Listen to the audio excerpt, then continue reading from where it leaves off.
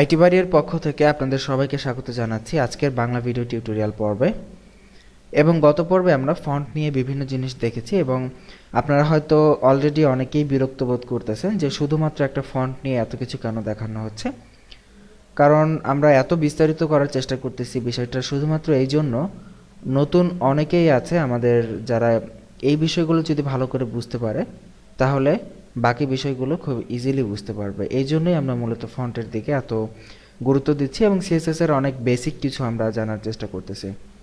আজকে আমরা যে বিষয়টি শিখব সেটি হচ্ছে এটির সাথে একটি নতুন উপাদান, লাইন হাইট। সো আমরা প্যারাগ্রাফটাকে এখান থেকে আমরা একটু বড় করে নিচ্ছি বোঝার জন্য।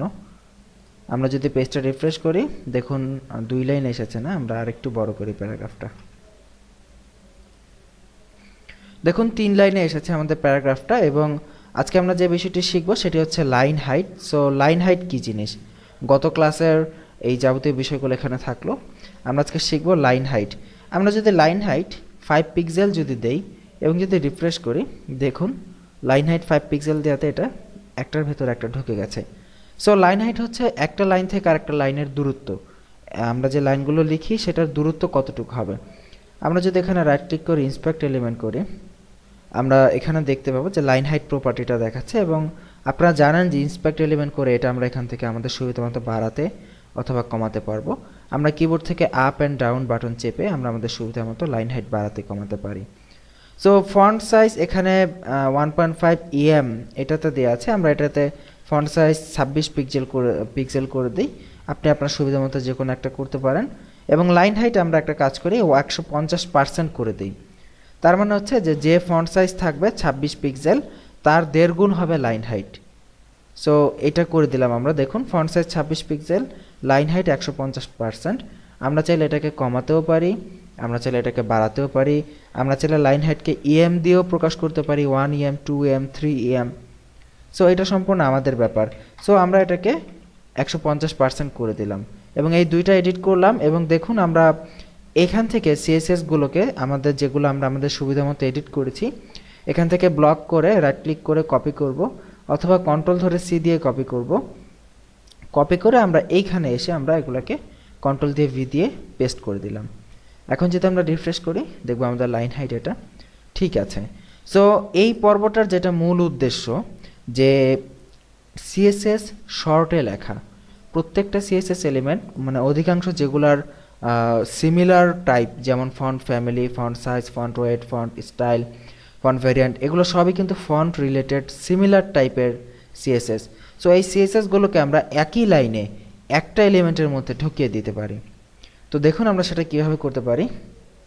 দেখুন এখানে আমরা একটি লাইন লিখেছি, যে লাইনটার মানে হচ্ছে দেখুন শুধুমাত্র ফন্ট ইউজ করে আমরা এখানে একটি অনেক বড় লাইন লিখেছি যেখানে আমরা দেখতে পাচ্ছি italic, small caps, bold, 26 pixel, 150% Arial.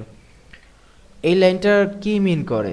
এই লাইনটা মিন করে হচ্ছে উপরে আমরা এই যে 1টা 2টা 3টা 4টা 5টা 6টা এই যে উপরের যে 6টা ফন্ট রিলেটেড যে প্রপার্টি ইউজ করলাম এই 6টা ফন্ট রিলেটেড প্রপার্টি এই একটা লাইন দিয়ে লেখা সম্ভব। বুঝতে পারতেছেন যে আমরা 6টা লাইন লিখে আমরা যা বোঝালাম সেটা এক লাইনে লিখে দেওয়া সম্ভব। এটা হচ্ছে শর্টকাট বা শর্টে সিএসএস লেখার পদ্ধতি। এভাবে আমরা শর্টকাট ওয়েতে আমরা অল্প লিখেই বেশি কিছু কোড মানে বেশি মিনিং করতে পারি সিএসএস এর মধ্যে। এটা সিএসএস একটি চমৎকার বৈশিষ্ট্য। এটা কিছু কিছু প্রপার্টির ক্ষেত্রে এটা হয়ে থাকে। যেমন দেখুন এই বিষয়টা দেখুন যে এইটা আমরা কিভাবে শর্ট করলাম। ফন্ট লিখলাম, ফন্ট লিখে প্রথমে যেটা লিখবো সেটা হচ্ছে ফন্ট স্টাইল।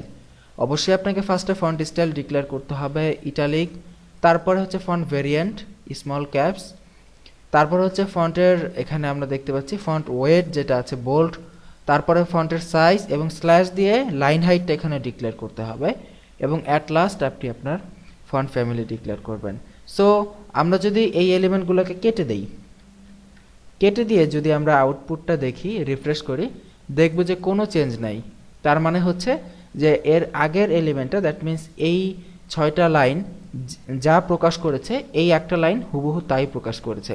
এবং আমরা যদি এখানে 26 থেকে যদি আমরা 52 পিক্সেল যদি দিয়ে দেখি এবং আমরা যদি পেজটা রিফ্রেশ করি দেখব এটার সাইজ 52 পিক্সেল হয়ে গেছে। তার মানে বুঝতেই পারতেছেন যে আমরা কত শর্টকাট ওয়েতে আমরা এই ফন্টটা এখানে আমরা ইউজ করে দিলাম। সো এইটা হচ্ছে সিএসএস শর্টকাট টেকনিক। আপনাদের প্র্যাকটিসের সুবিধার জন্য আমরা দুইটা কোডই আমরা এখানে রেখে দিলাম, আপনারা সোর্স ফাইল দেখে প্র্যাকটিস করে নেবেন। তো ভালো থাকবেন সবাই, সুস্থ থাকবেন। আশা করি সিএসএস শর্ট করার যে বিষয়টা আমরা দেখালাম সবাই ক্লিয়ারভাবে বুঝতে পেরেছেন। বাসায় অবশ্যই একবার প্র্যাকটিস করুন, তাহলে আরও ক্লিয়ার হয়ে যাবেন। ভালো থাকুন, সুস্থ থাকুন, এই প্রত্যাশা এখানেই শেষ করতেছি। আল্লাহ হাফেজ।